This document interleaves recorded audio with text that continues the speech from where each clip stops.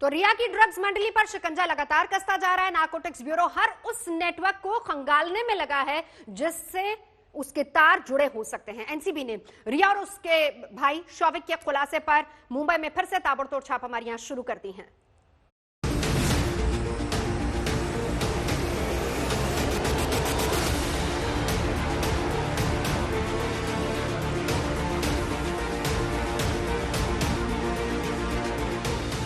Sushant case में narcotics control bureau की entry के साथ ही साफ हो गया था कि सबसे बड़ी मौत मिस्ट्री का एक सिरा ड्रग्स से जुड़ा हुआ है।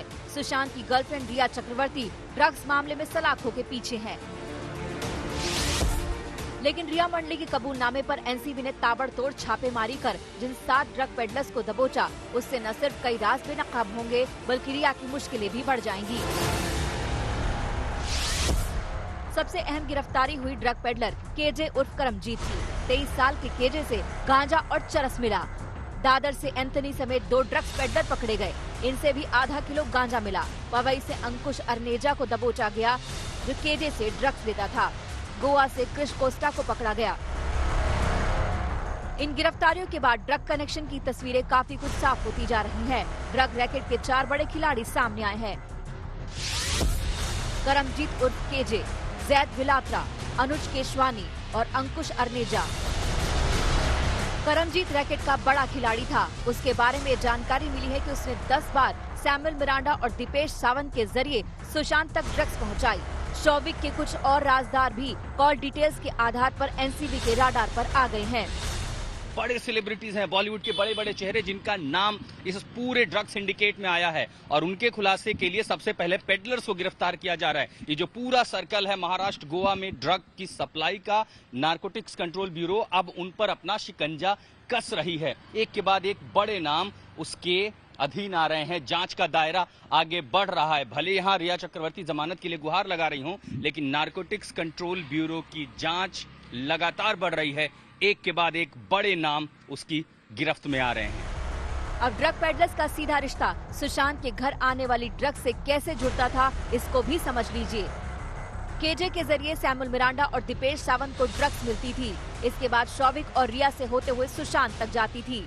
एंथनी भी कई बार दीपेश और मिरांडा को ड्रग्स देता था जो सुशांत तक पहुंचती थी। पूरा रैकेट ये था कि क्रिस कोस्टा से ड्रग केसवानी तक आती थी। कैजान मिडलमैन था। उससे ड्रग्स करमजीत को मिली और फिर आगे जाती।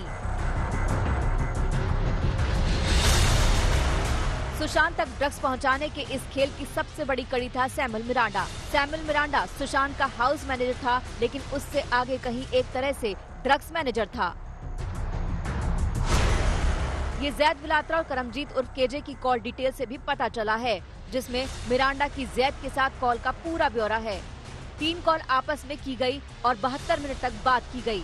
24 सितंबर से 17 मार्च तक मिरांडा करमजीत के संपर्क में था। पूरी 17 कॉल की गई। पूरी बातचीत थी 300 मिनट की।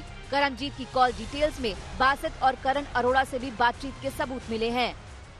इसमें अभी जो मुश्किलें बढ़ रही हैं वो रिया और शौविक की हैं, क्योंकि इन्हीं की जांच के दौरान ये सारी बातें निकल करके आई हैं। और अगर यही कोर्ट में एनसीबी कहती है, जब ये जमानत मांगेंगे हाई कोर्ट में, कि देखिए हमने जैसे ही गिरफ्तारियां शुरू की हैं, पूछताछ शुरू की हैं, बड़े बड़े नाम सामने और बड़ी गिरफ्तारियां हो रही हैं, और चूंकि ये प्राइमा फेसाई स्टेज पर है इसलिए इन्हें जमानत नहीं मिलनी चाहिए, तो कुल मिला के मुश्किल ये भी बढ़ेगी।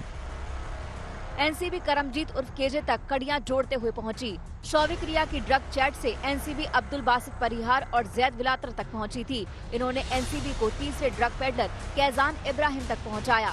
कैजान ने इस काले कारोबार के एक बड़े नाम अनुज केसवानी का नाम उगल दिया और केसवानी ने 23 साल के करमजीत को पकड़वा दिया, जो मुंबई के कैप्री हाइट्स और लिटिल हाइट जैसे अपार्टमेंट और आसपास के इलाकों में ड्रग सप्लाई करता था। ये पूरी चेन अब साफ हो रही है और इससे रिया की मुश्किलें भी बढ़ती जा रही हैं। वैसे रिया की मुश्किलें तब भी बड़ी थी जब गोवा के कारोबारी गौरव आर्या ने ड्रग्स मामले में उनका नाम लिया था। मुंबई से आशुतोष और अरविंद ओझा के साथ आज तक ब्यूरो।